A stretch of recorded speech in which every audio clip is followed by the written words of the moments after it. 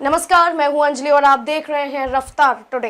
तो चलिए शुरुआत करते हैं आज की प्रमुख खबर से। ओम नमो शिवाय या ओम नमः शिवाय 2013 चुनाव से पहले मंत्र में उलझ गई थी बीजेपी। मोदी वर्सेस शिवराज की बहस को आडवाणी ने दी थी हवा।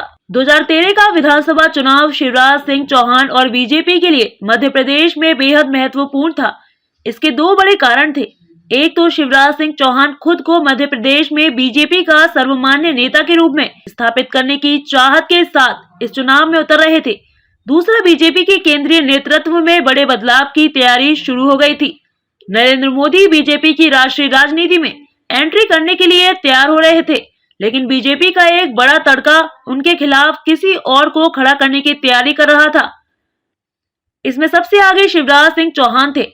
चुनाव की तैयारी में लगी बीजेपी कुछ समय के लिए ओम नमः शिवाय और ओम नमो शिवाय में उलझ गई। इस शिव मंत्र को पार्टी के दो धड़ों ने नरेंद्र मोदी बनाम शिवराज सिंह चौहान का रंग दे दिया। आडवाणी ने दी हवा। मोदी बनाम शिवराज की इस लड़ाई को हवा देने का काम किया बीजेपी के पूर्व राष्ट्रीय अध्यक्ष लालकृष्ण आडवाणी ने।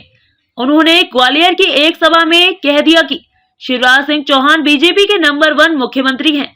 आडवाणी ने ये तो कह दिया, लेकिन इससे मुश्किल शिवराज के लिए खड़ी हो गई, क्योंकि उस समय तक बीजेपी का एक बड़ा तबका मोदी के समर्थन में खड़ा हो चुका था। शिवराज व्यक्तिगत रूप से ऐसी किसी तुलना के पक्ष में कभी नहीं रहे। उन्होंने सफाई देने के लिए कह दिया कि बीजेपी के नंबर 1 मुख्यमंत्री नरेंद्र मोदी, दूसरे नंबर पर रमन सिंह और तीसरे नंबर पर वे हैं। लेकिन विवाद यही नहीं रुका।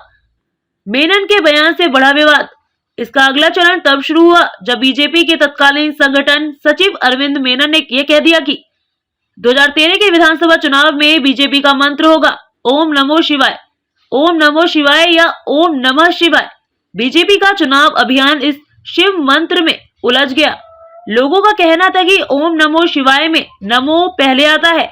नमो का मतलब नरेंद्र मोदी है। इसका मतलब यह है कि मध्य प्रदेश के विधानसभा चुनाव में पहले नंबर पर मोदी रहेंगे, यानी आगे मोदी रहेंगे और पीछे शिवराज चलेंगे। वहीं कुछ लोगों का कहना था कि यह मंत्र ओम नमः शिवाय है, जिसका नरेंद्र मोदी से कोई रिश्ता नहीं है। इस शिवाय का मतलब शिवराज है, जो मध्य प्रदेश में बीजेपी के सर्वमान्य नेता हैं। शिवराज ने बनाई दूरी। इस विवाद से सबसे ज्यादा मुश्किल शिवराज सिंह चौहान को हुई, क्योंकि उन्हें लगा कि यह उन्हें मोदी के मुकाबले खड़ा करने की एक रणनीति है। वे खुद इसके पक्ष में कभी नहीं थे। शिवराज ने दबी जुबान से कहा कि वह बीजेपी के मुख्यमंत्री पद के उम्मीदवार हो सकते हैं। मध्य प्रदेश में वह बीजेपी के नेता हो सकते हैं, लेकिन बीजेपी के केंद्रीय नेतृत्व में जाने की उनकी कोई इच्छा नहीं है। उसके बाद पार्टी की ओर से भी सफाई दी गई। तत्कालीन प्रदेश अध्यक्ष प्रभात झा ने कहा कि मेनन हिंदी भाषी नहीं है, उनका उच्चारण ठीक न होने के कारण यह गलती हुई है। मेनन ने ओम नमः शिवाय कहा था, ओम नमो शिवाय नहीं। इस तरह शिव मंत्र से शुरू हुए इस विवाद का पटाक्षेप हो गया। आगे भी जारी रही बहस। हालांकि मोदी बनाम शिवराज का विवाद यही खत्म नहीं हुआ। यह तब तक चलता रहा जब तक कि 2014 में मोदी को बीजेपी का प्रधानमंत्री पद का उम्मीदवार औपचारिक रूप से घोषित नहीं किया गया। इससे पहले तक बार बार यह कहा गया था कि गुजरात में मोदी ने अपने नेतृत्व में बीजेपी को लगातार जीत दिलाई है, तो शिवराज ने यही काम मध्य प्रदेश में किया है। मोदी के आक्रामक चेहरे के मुकाबले शिवराज के सौम्य चेहरे को आगे आगे करने की कोशिश बीजेपी का एक बड़ा तबका उसके बाद भी करता है। हालांकि यह रणनीति ज्यादा कारगर साबित नहीं हुई। इसमें सबसे बड़े योगदान खुद शिवराज सिंह चौहान का रहा। उन्होंने कभी यह कोशिश नहीं की कि वे मोदी के मुकाबले खड़े हों। शिव की समझदारी, नरेंद्र सर्वमान्य। अच्छी बात यह रही कि 2013 के विधानसभा चुनाव में शिवराज सिंह चौहान के नेतृत्व में बीजेपी को एक बार फिर जीत मिली। मध्य प्रदेश में शिवराज सिंह चौहान बीजेपी की सर्वमान्य नेता के रूप में एक बार फिर से स्थापित हुए और एक साल बाद जब लोकसभा के चुनाव हुए तो नरेंद्र मोदी को पीएम फेस के रूप में आगे करके बीजेपी ने शानदार जीत हासिल की।